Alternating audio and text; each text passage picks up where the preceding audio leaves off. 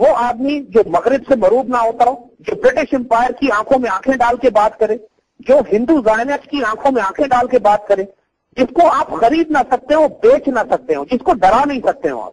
دیکھیے ایک لیڈر کے لیے جو کوالٹی چاہیے ہوتی ہے, سب سے بڑی کوالٹی اس لیڈر کی یہ ہے کہ ایک ویژنری بھی ہو, ایک بہت بڑا ویژن ہو اس کا جو آگے آنے والے وقتوں کو دیکھ رہا ہو, اور دوسری بات وہ اتنا دلیر ہو. He should be able to take daring risk, ایسے ایسے رسک لے سکے. He should be able to negotiate brilliantly with, اور وہ کام کہ جو جنگوں میں, میدان جنگوں میں لیا جاتا ہے, وہ کام نیگوشیشن ٹیبل پہ وہ حاصل کر سکے مسلمانوں کے لیے. یہ سارے ایٹریبیوٹس. اور جب ظاہر ہے کہ جب آپ نیگوشیٹ کرتے ہیں اپنی قوم کی طرف سے, تو دشمن آپ کو تھریٹن بھی کرتا ہے اور آپ کو خریدنے کی کوشش بھی کرتا ہے. امت کا زوال اس لیے آیا ہے کہ ہمارے لیڈر بک جاتے ہیں. پاکستان آج اسی حالت میں پہنچا ہوا ہے کہ ہمارے لیڈر مغرب سے اور دشمنوں سے خوفزدہ ہیں اور بک جاتے ہیں. کوئی سیلف ریسپیکٹ نہیں ہے ان میں, کوئی ڈگنیٹی نہیں ہے. قائد اعظم میں وہ سارے ایٹریبیوٹ موجود تھے اور پر ایکسیلا موجود تھے. یعنی اس قدر معراج پر موجود تھے کہ نہ ان کو ڈرایا جا سکتا تھا, نہ دھمکایا جا سکتا تھا, نہ خریدا جا سکتا تھا, نہ قائد اعظم کو آپ تھریٹن کر سکتے تھے کسی طرح. اور اس قدر آنریبل اور ڈگنیفائڈ, آپ اتنے عقل مند, اتنے سمجھدار کہ نیگوسیشنز میں برٹش امپائر کو ہرا دیا انہوں نے. نیگوسیشنز میں برٹش امپائر کو انہوں نے زچ کر کے رکھ دیا اور ہندوؤں کی تمام چالوں کو سمجھتے تھے. یہ ایسے ایٹریبیوٹس ہیں کہ ہم ذاتی طور پر دیکھتے ہیں کہ 20ویں صدی میں, the entire 20th century has not, بلکہ 19th سینچری بھی, 19th اور 20th سینچری میں 200 سال میں مسلمانوں کو قائد اعظم کے مقابلے کا کوئی پولیٹیکل لیڈر نہیں ملا. بالکل. اور قائد اعظم کے ایک واقعے کے بارے میں یہاں پہ ڈسکس کروں کہ ہوا یہ کہ بی بی سی کا ایک جرنلسٹ قائد اعظم کے ایک لیکچر کے دوران ایک بندے کے پاس آتا ہے, اسے پوچھتا ہے یار وہ انگریزی میں لیکچر دے رہے ہیں تو تمہیں انگریزی آتی ہے؟ وہ کہتا ہے نہیں آتی. تو تمہیں کیا سمجھ آ رہی ہے؟ آگے سے وہ بندہ جواب دیتا ہے, وہ کہتا ہے کہ جی قائد اعظم جو بھی کہہ رہے ہیں بالکل ٹھیک کہہ رہے ہیں اور میں اس کو پوری طرح مانتا ہوں. This kind of love for a leader. یہی بات دیکھیں, ایگزیکٹلی یہی بات. اور یہ صرف ایک نہیں, یہ پاکستان کے ٹرائبل ایریاز میں, فرنٹیئر کے علاقوں میں, جہاں پہ رہنے والے پشتون اردو بھی نہیں سمجھتے تھے, انگریزی تو بہت دور کی بات ہے, وہاں بھی یہ واقعات ہوتے تھے کہ قائد اعظم انگریزی میں تقریر کرتے تھے اور تمام ٹرائبل لیڈرز قائد اعظم کو سپورٹ کرتے تھے یہ کہہ کر کہ ایک لفظ ہمیں سمجھ میں نہیں آتا, لیکن ہمیں یہ پتا ہے کہ جو کہہ رہے ہیں سچ کہہ رہے ہیں. بالکل صحیح, بالکل صحیح. دیکھیے جب یہ کردار ہو لیڈرشپ کا, جب سب مسلمانوں کو پتا تھا یہ بات کہ قائد اعظم کسی صورت میں مسلمانوں کے مفادات پر کمپرومائز نہیں کریں گے, جب یہ کانسیپٹ, یہ ایمان ہو لوگوں کو اپنے یہ لیڈر کے اوپر, پھر وہ اس کے پیچھے جان دیتی ہے. قائد اعظم کی اگر آپ ذاتی زندگی کو دیکھیے تو ان کو رشوت سے, ان کو سفارش سے, ان کو جھوٹ سے اس قدر نفرت تھی کہ ان کے اپنے رشتے دار بھی اگر یہ کہہ دیتے لوگوں سے کہ ہم قائد اعظم کے بھائی بہن یا رشتے دار ہیں, تو قائد اعظم ان سے ملنے سے انکار کر دیتے تھے کہ آپ نے میرا نام استعمال کر کے سفارش کیوں لگوائی. بالکل صحیح, بالکل صحیح. اس قسم کے لیڈر لیول کا کردار آج کو دے سکتا ہے. وہی, یہی تو سب سے بڑا ہمارا اس وقت میرے خیال میں قوم کے ساتھ جو ہم پوری مسلم امہ کو اگر دیکھا جائے, 14 سال میرے زیادہ بہتر, بہت بہتر آپ ہسٹری جانتے ہیں, اور مسلم امہ کا زوال جب بھی آیا وہ اسی وجہ سے آیا کہ ہمارے پاس لیڈر اچھا نہیں تھا, اور ہمارے لیڈر ہی ہمیشہ سائڈ پر یا کچھ نہ کچھ انہی سے ہوا کہ ہم اپنے زوال میں گئے. اب میں آپ کو اگر آج کے سیناریو میں قائد اعظم کے رول ماڈل کو دیکھا جائے تو میرے سامنے ان کا اس وقت ایک لیٹر پڑا ہوا ہے جو انہوں نے سر ونسٹن چرچل کو لکھا تھا, جو اس وقت انگلینڈ کے یونائیٹڈ کنگڈم کے پرائم منسٹر تھے, اور وہ انہیں کہتے ہیں what do you expect that the Muslims to do? You admit the tendencies in England to support the Congress are very strong in the government party. We had a bitter taste of it, perhaps the bitterest. The Muslim League was progressively betrayed by the cabinet delegation and the Viceroy, and was being gradually steamrolled.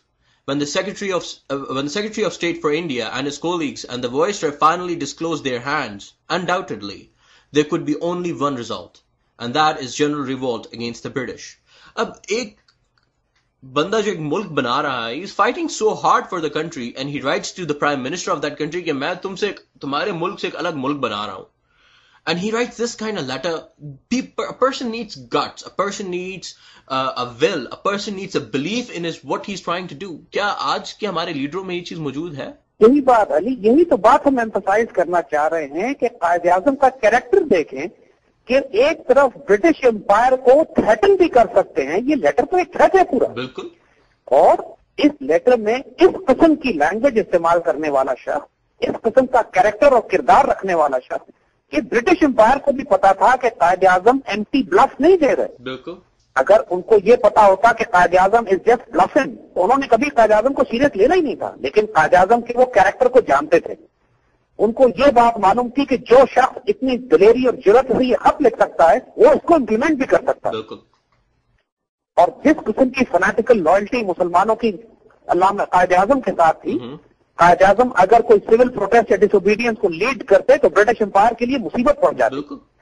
اور یہی تو وہ bargaining ہے. یعنی اگر آپ قائد اعظم کے وہ سارے خطوط پڑھیے کہ جو انہوں نے برٹش امپائر سے نیگوشیشن کیے ہیں، آپ کو اندازہ ہوگا کہ ایک شخص جو خالی ہاتھ، جس کے پاس کوئی فوج نہیں ہے، کوئی ملٹری پاور نہیں ہے، کوئی ملک نہیں ہے، ایک طرف برٹش امپائر ہے، ایک طرف ہندو اکثریت ہے، اس کے بیچ میں سے صرف نیگوشیٹ کر کے، یعنی دس is the strength of Quaid Azam کہ انہوں نے ایک ملک نیگوسیشن کی بنیاد پر چھینا ہے. یہ تو ایک ہسٹوریکل میریکل ہے. یعنی انسانیت کی تاریخ میں آپ کو ایسا نہیں ملتا کہ ایک ملک اتنے اگینسٹ آل آڈ. ایسے موقع پہ جب مسلمان 12 یا 15% ہو پورے ہندوستان میں، جب برٹش امپائر حکومت کرتی ہو، جب ہندوؤں کی اکثریت ہو، اور وہاں صرف نیگوشیٹ کر کے آپ ملک لے لیں، یہ تو ہسٹوریکل امپاسبلٹی ہے یار. It is definitely a miracle. ایک بندہ، اس کی پرسنالٹی، مطلب آپ ان کی ہیلتھ دیکھیے. مطلب آج کی جو ان کی تصویریں میرے سامنے آتی ہیں، ہم یوتھ جب بھی وہ تصویریں دیکھتے ہیں ہم کہتے ہیں یار ایک بندہ جس I don't even know how much his weight would be. He was so weak by health. He was so tired of his hard work. لیکن ان کا مائنڈ اور ان کا بلیف اتنا اسٹرانگ تھا کہ he got Pakistan out. He got Pakistan from his biggest enemies and he was in minority. He was the weakest person.